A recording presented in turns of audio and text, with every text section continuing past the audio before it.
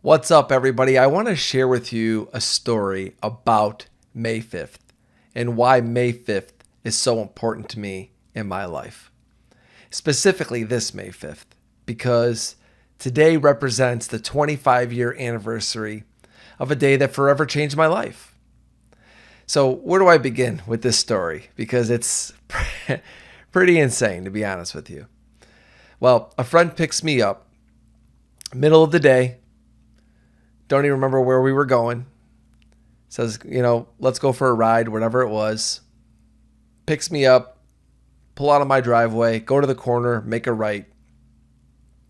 And I see my brother coming down the street in my car. Now he's 16 driving my car. I'm 18 with my friend in his car.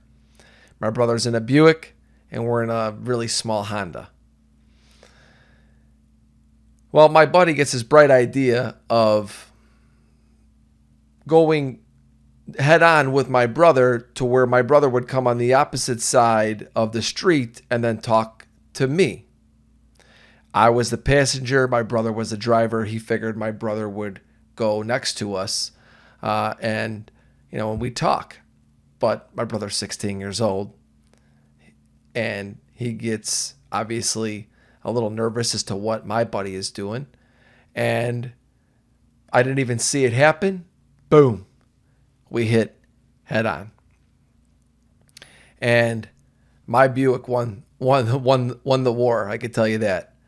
Because the car that we were in, both cars were totaled. But the car basically crumpled pretty much right on top of me. And I broke my left femur. And concussion, shoulder, a couple of other things, just beat up. I'm trapped in the car for a little bit of time now. Everybody's outside their cars except me, because the way that we hit, the car had basically crushed on top of me. And I remember sitting in a pool of blood. And I could actually feel my left femur bone because my legs were so crushed that I could feel it. And I couldn't move or anything, but I didn't remember I could wiggle my toes. And I remember the firemen standing above me with my dad. And they're like, Tony, we're going to have to pull this car back. Bear with us. But we're going to get you out of here. And we may need to chopper you out of here. And I was like, okay. And I remember didn't really feel any pain, just complete shock, sitting there. Well, thanks to the great firemen and paramedics out there, they got me out and didn't want to wait for the chopper. Took me directly to Loyola. Some of you that are from Chicago, you probably know what Loyola Hospital is. Obviously fearful for my life at that point in time. Very scared. Remember going in, they're like, we have to do surgery on you right away. What am I going to, that's it. Go in, you do it. I remember coming out of it. And I remember just being in the room with all my friends and my family and thinking, wow, what has happened to me? Am I going to walk again?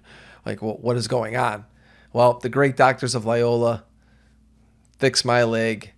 Everything else they said was going to heal. Had a rod in my leg from my hip to my knee. I actually had a rod that came across through my hip, from my hip, through my femur to hold the rod in place, and then 2 screws in my knee. And just sitting there, a lot of time to think. What do I do? Now I'm 18. I have no idea what I'm going to do, because now I go from being fearful for my life to actually sitting in a hospital bed going, what do I do next in my life? Because you go, at least for me, I went from that one way of thinking like, okay, am I going to survive? Is everything going to be okay with me physically? And when you get that green light, I started already thinking about, what do I do? Okay, come home, get home, periods of time. My dad's like, you can take time to heal. I was really on crutches within, I would say, I don't remember the exact timeline. Let's say within a couple of weeks, I was able to put pressure on it. These doctors are amazing. So I knew at that point in time, I had several months of rehab and I was going to be able to start working soon. What do I do? Now, at the time, college wasn't really for me. And I wanted to be involved in business of some sort. I love to travel. I was even considering moving to Florida, which I live here now is pretty funny. But yeah, so what do? I look in the newspaper and I look for a job, and I pick a job that says runner. And I picked the job that says runner because I figure, you know what, I'll strengthen my leg and I'll figure it out. It's downtown, and I'll take the train and whatever. I'll go down there and see what it's like to work at Chicago Mercantile Exchange. I know nothing about it. Zero.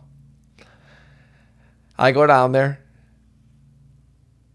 apply for the job at Lynn Waldock. You didn't apply for them online there. I actually went in, sat in there, filled out the application. Oh, we'll call you. Okay. Well, I get the job. And I get on the trading floor and found what I was going to do for the rest of my life.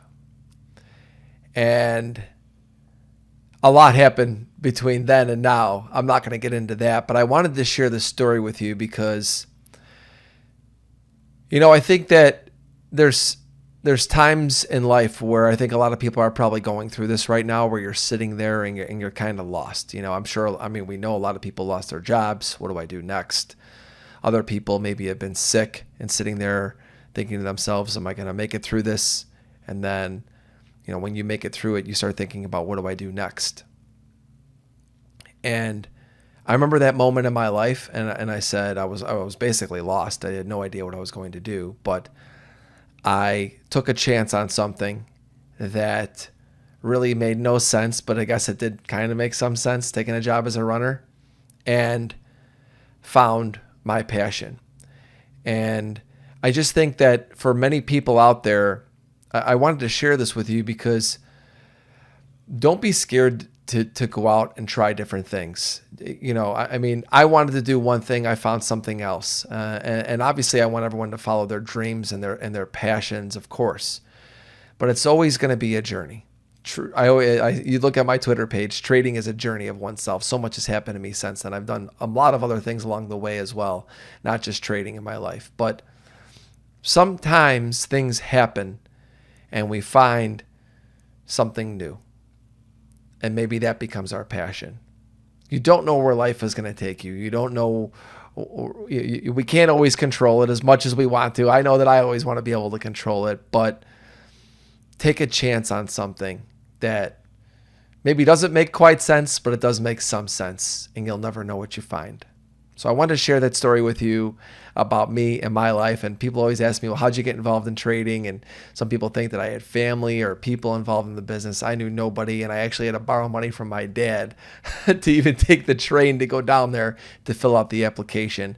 And I ended up becoming one of the youngest members of the Chicago Mercantile Exchange. And one other last thing I'll leave you on, because I took that plunge and that jump, when we were going from pit to screen, I didn't have the fear to do it, because at that point I was like, you know what?